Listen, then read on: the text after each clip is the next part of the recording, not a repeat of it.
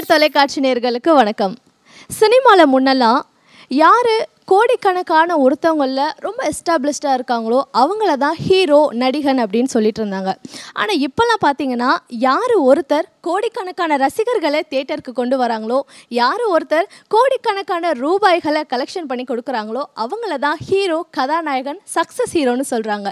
அந்த மாதிரி கோடிக்கணக்கான ரசிகர்களை தியேட்டருக்கு கொண்டு வரவர் அண்ட் கோடிக்கணக்கான ரூபாய்களை கலெக்ஷன் பண்ணி கொடுக்கக்கூடிய சக்ஸஸ்ஃபுல்லான ஹீரோ யாருன்னு பார்த்தீங்கன்னா விஷ்ணு விஷால். எஸ், விஷ்ணு விஷால் இப்போ நடிச்சு கூடிய விரைவில் வெளிவர இருக்க போகிற திரைப்படம் கதாநாயகன். இன்னைக்கு விஷ்ணு விஷால் படத்துடைய இயக்குனர் மற்றும் நடிகை கேத்ரின் தெரேசா நம்ம நிகழ்ச்சிக்கு வந்திருக்காங்க.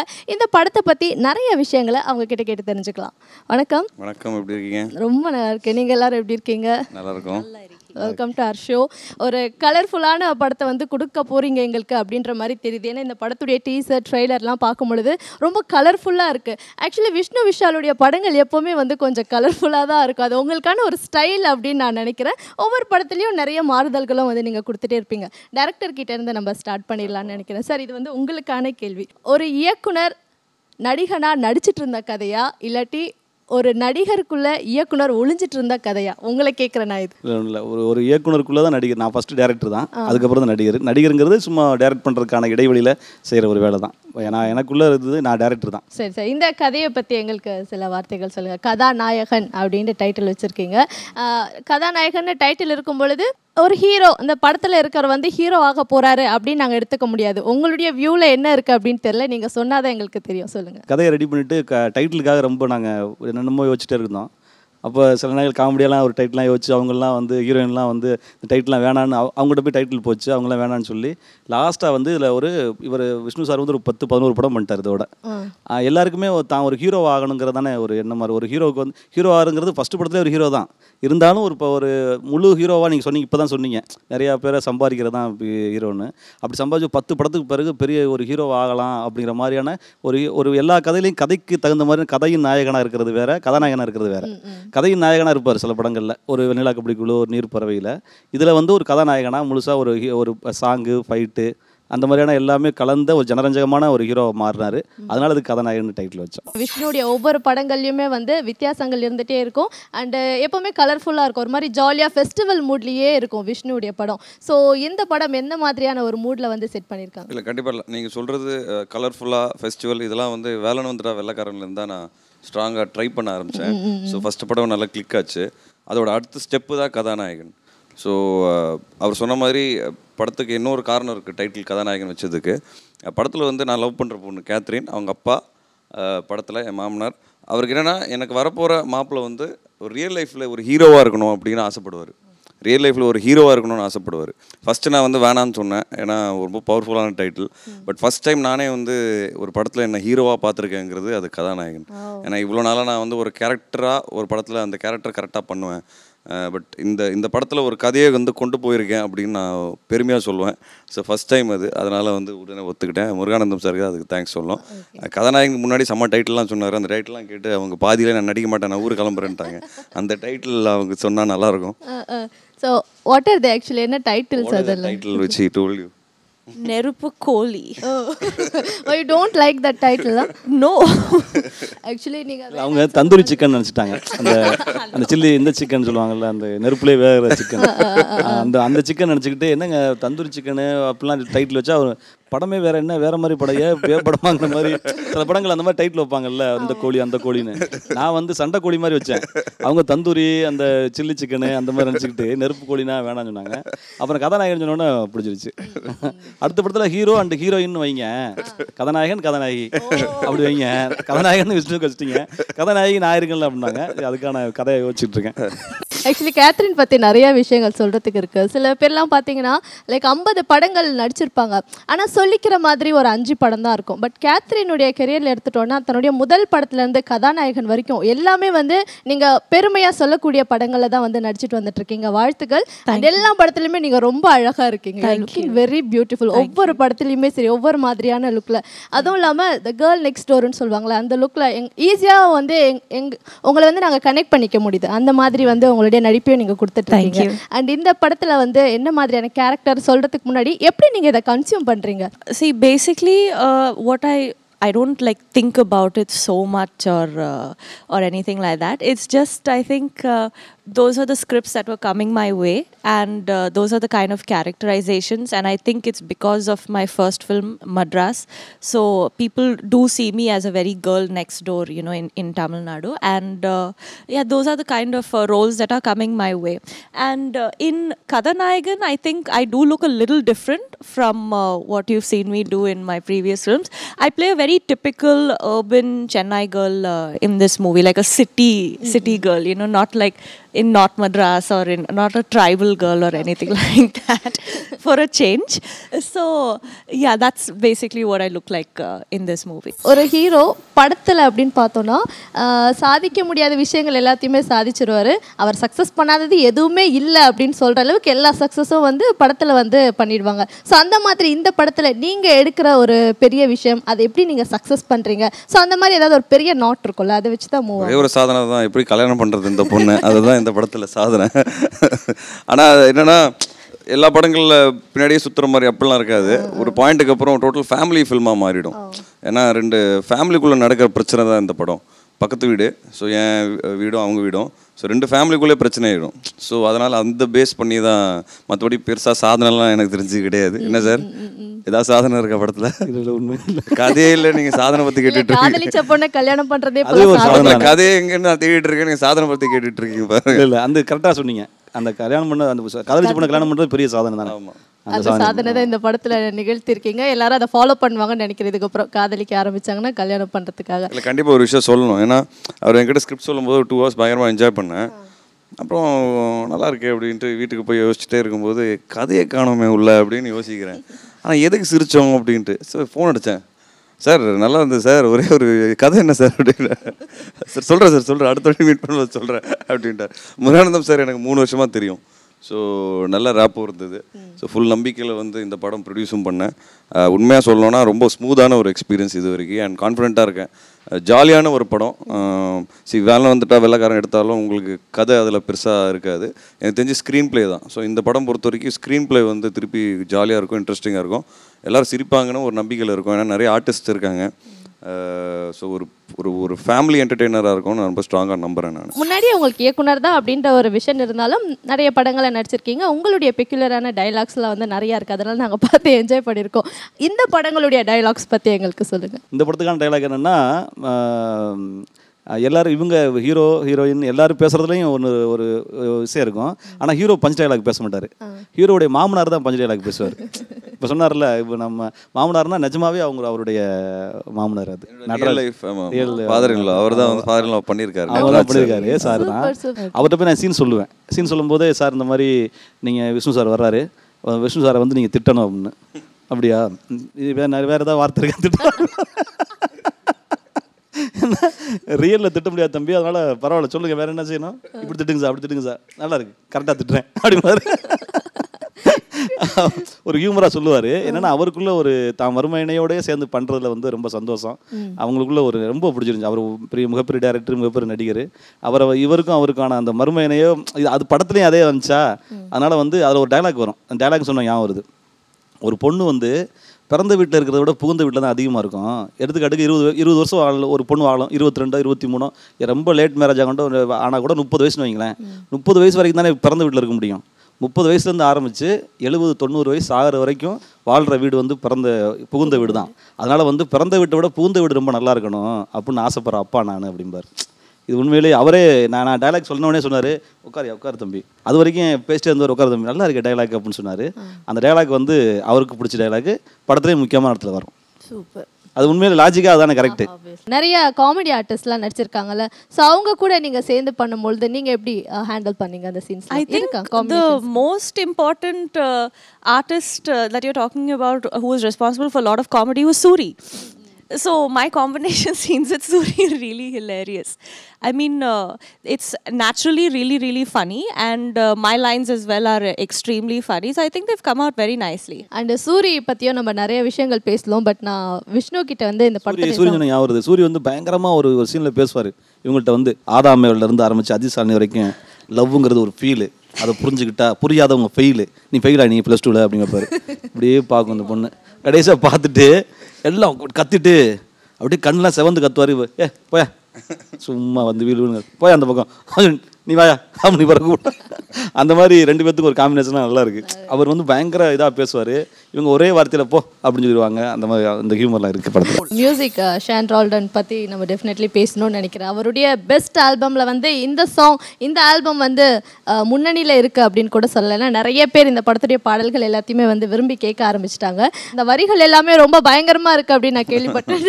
4 வரிகள் அது சண்டேனா பாட்டில் எடு டயர்டானா வீட்டில் படு, சண்டேனா பாட்டில் எடு டயர்டானா வீட்டில் படு, பையன் மனசு பந்தாடும் லேடி, புதிர போட்டு கொல்லுது லேடி, இதுக்கு மேல தாங்காது பாடி, பாட்டில் எடு அங்கிள்.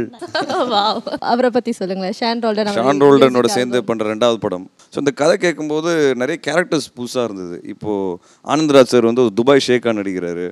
இப்போது அந்த மாதிரி என் கேரக்டரைசேஷனில் ஒரு சின்ன பெக்குலர்த்தனம் இருக்கும். மாமனார் கேரக்டர் வந்து பஞ்ச் டயலாக் பேசுவார். ஸோ எல்லா சீன்லேயும் வந்து ஒரு சின்ன டிஃப்ரெண்ட்டான ஒரு விஷயம் வச்சுருப்பார் ஒரு கேரக்டருக்கு. ஸோ அதுக்கு வந்து ஒரு மியூசிக் வைஸ் வந்து படமே கொஞ்சம் டிஃப்ரெண்ட்டாக இருக்கணும்னு எங்களுக்கு தோணுச்சு. ஸோ நான் வந்து ஷான் ரோல்டன் பேர் சொன்ன உடனே அவர் கொஞ்சம் இமோஷனலாக போடுவார். நான் சொன்னேன் இல்லை நீங்கள் அவர் மீட் பண்ணுங்கள் பயங்கர ஜாலி அப்படின்ட்டு. அப்புறம் மீட் பண்ணாங்க, பயங்கர சிங்க் ஆச்சு. அண்டு நீங்கள் வரிகள் கேட்டிங்க ஒரு பாட்டு, மீதி 2 பாட்டு வரிகள் கூட கேட்டிங்கன்னா ரொம்ப ஒரு மாதிரி போகிற போக்கில் பேசுகிற மாதிரி இருக்கும். டப்பு டிப்பு அவர் தான் எழுதினார், அது அவர் பாடினா நல்லாயிருக்கும். சொல்லுங்கள் சார். எல்லா வெரைட்டியுமான மியூசிக் இருக்குல்ல, அந்த எல்லா டேலண்ட்டும் அவர்கிட்ட இருக்குது. எப்படி கேட்டாலும் அவர் அதுக்கான டியூனை கொடுப்பாரு. அப்படி உட்காருக்கும்போது இந்த டியூன்லாம் அப்படியே அப்புறம் டப்பு டிப்புன்னு ஒரு பாட்டை போட்டு விட்ருங்க அப்படின்னு ஆரம்பிக்கும்போது டப்பு டிப்பு அப்படின்னு அவரே ஒரு டியூன் ஆரம்பிச்சிட்டார். ஆமாம்ல சார், டம்மு டும்முன்னு ஹீரோ அடிக்கிறான் அப்படின்னு டம்மு டும்மு நல்லா இருக்கே, டப்பு டிப்பு டம்மு டிம்மு குச்சி ஐஸு கரைஞ்சி இங்கு பிரமாதமாக இருக்குது சார் அப்படின்னு அப்படியே ஒரு டியூன் ரெடி ஆச்சு. ரொம்ப பிடிச்சிருந்துச்சி அவருக்கு. ஆனால் இந்த மாதிரி தான், அது எப்படி எந்த ரிஸ்க்குமே எடுக்கலை. இப்படியே பேசியிருப்போம்ல, எங்கள் வேகமாக பரப்பிடுங்க அப்படின்னா வேகமாக பரப்பிடுங்க அப்படியே ரெடியான பாடு தான் அது. பிடிக்கும்னு நினைக்கிறேன். இன்னொரு சாங் வந்து அனிருத் சார் பாடியிருக்காரு.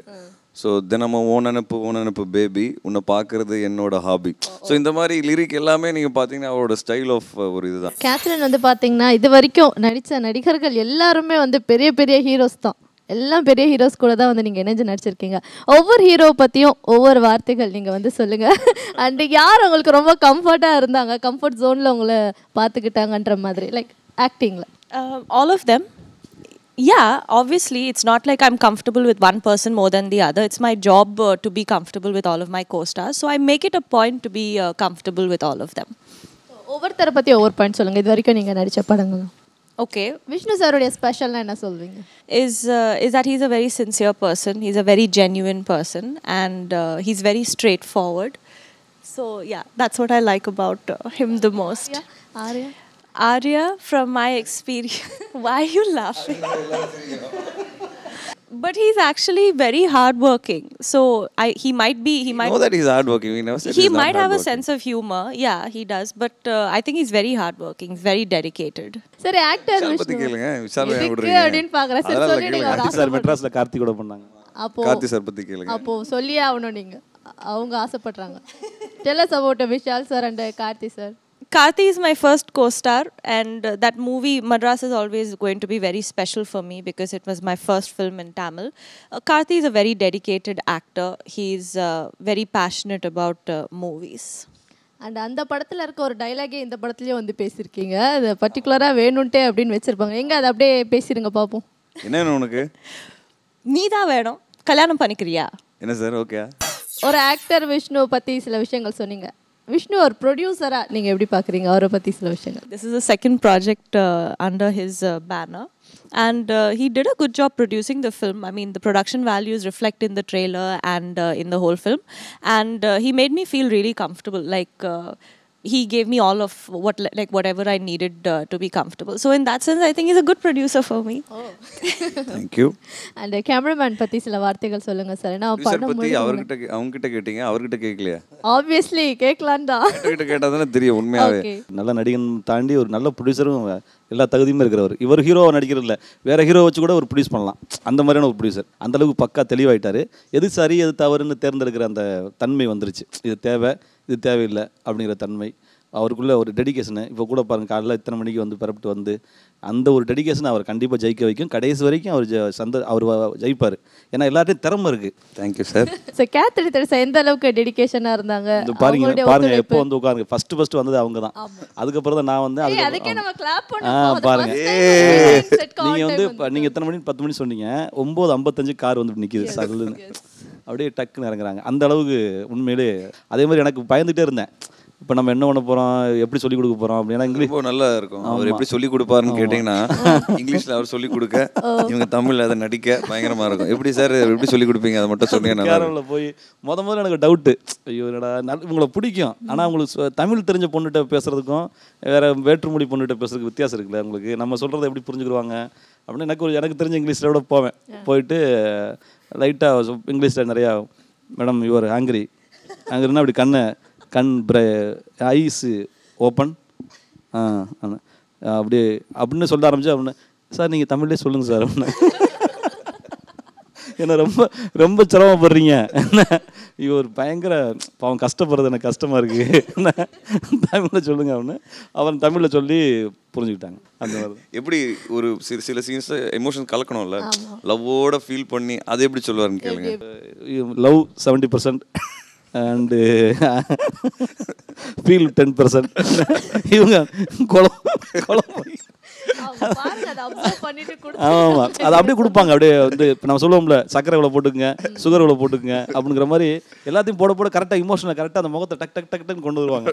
ஓகே அப்படின்னு, ஓகே அப்படின்னு, அந்த மாதிரி தான். ஸோ இந்த படத்தில் உடைய கேமராமேன் பற்றி சொல்லுங்கள். ஏன்னா அவரும் நீங்களும் இணைஞ்சு லைக் இந்த பேட்டர்னில் தான் நம்ம கொடுக்கணுன்ற மாதிரி எஃபர்ட் எடுத்திருக்கீங்களா? இந்த படம் பேசிகிட்டு இருக்கும்போதே சில கலர்லாம் அவர் தான் சொன்னார், இது இப்படி பண்ணிக்கலாம். இப்போ சொன்னார்ல சார், ஆனந்தராஜ் சார் ஷேக்குன்னு சொன்னார்ல, ஷேக்குனா எப்படி பண்ணலாம் அப்படின்னு பேசிட்டு இருக்கும்போது அப்படியே கலராக கண்ணாடி வச்ச வீடு, அவர் நடந்து வந்தாலே வந்து ஒரு 20 கலர் வந்து அவர் மேலே விழுந்தா எப்படி இருக்கும் அப்படின்னா. சில பேர் பார்த்தீங்கன்னா இந்த ரோஸ் கலர் பேண்ட்டு போடுறது, சில பேர் அந்த ஒரு கலர் சென்ஸ் இருக்கும்ல சில பேர்த்துக்கு.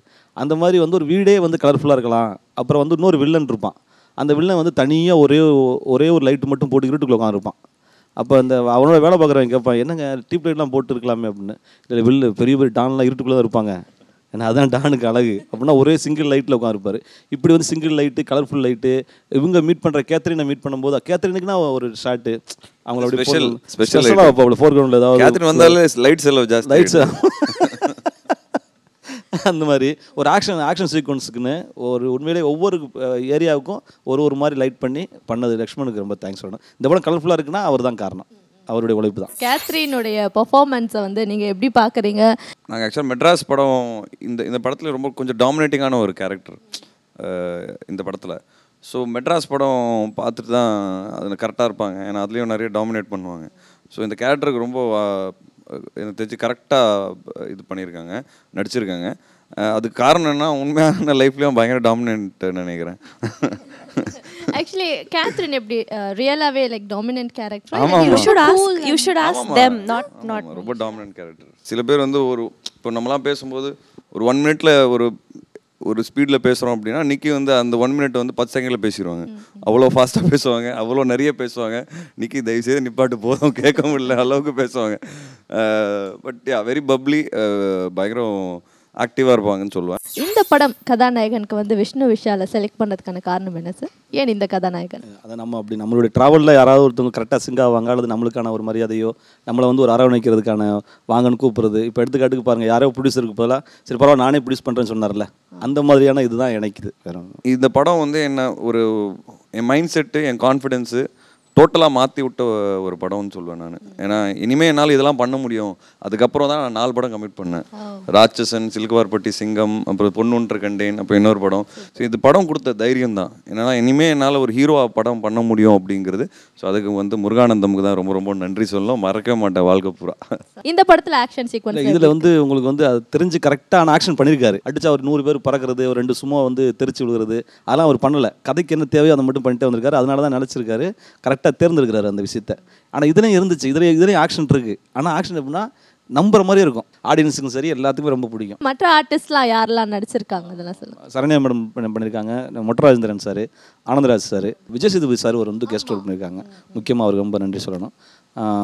அப்புறம் வந்து மனோபாலா சார், அப்புறம் தாசன் அண்ணன், இப்படி எல்லாருமே பெரிய பெரிய ஆர்டிஸ்ட் தான். சார் அஸ் அ ப்ரொடியூசராக நீங்கள் இந்த படத்தை தயாரிச்சதுல எந்த அளவுக்கு ஒரு மனநிறைவு ஒரு சந்தோஷம் உங்களுக்குள்ளே இருக்குது? ஆஸ் அ ப்ரொடியூசர் நான் பயங்கர ஹாப்பிங்க. ஏன்னா எனக்கு தெரிஞ்சு I'm more confident as a producer ஆக்டரோட. படம் வந்து சக்ஸஸ் ஆகுன்ற கான்ஃபிடென்ஸ் இப்போவே எங்களுக்கும் வந்து தெரியுது. அஸ் அ ப்ரொடியூசராக உங்களுக்கு இருக்கிறது மட்டும் இல்லாமல் இந்த நிகழ்ச்சி பார்த்த எல்லாருக்குமே இருக்கும். படம் வந்தோடனே கண்டிப்பாக ஆடியன்ஸோடைய சப்போர்ட் அவங்க எல்லாருக்குமே இருக்கும் அப்படின்னு நினைக்கிறேன். இந்த படம் வெற்றி படமாக அமைய எங்களுடைய வாழ்த்துக்கள். படம் ரிலீஸ் ஆகிட்டு படத்துடைய சக்ஸஸ் மீட்டையும் நம்ம எல்லாருமே சந்திக்கலாம் sir. Thank you so much for this. Thank you.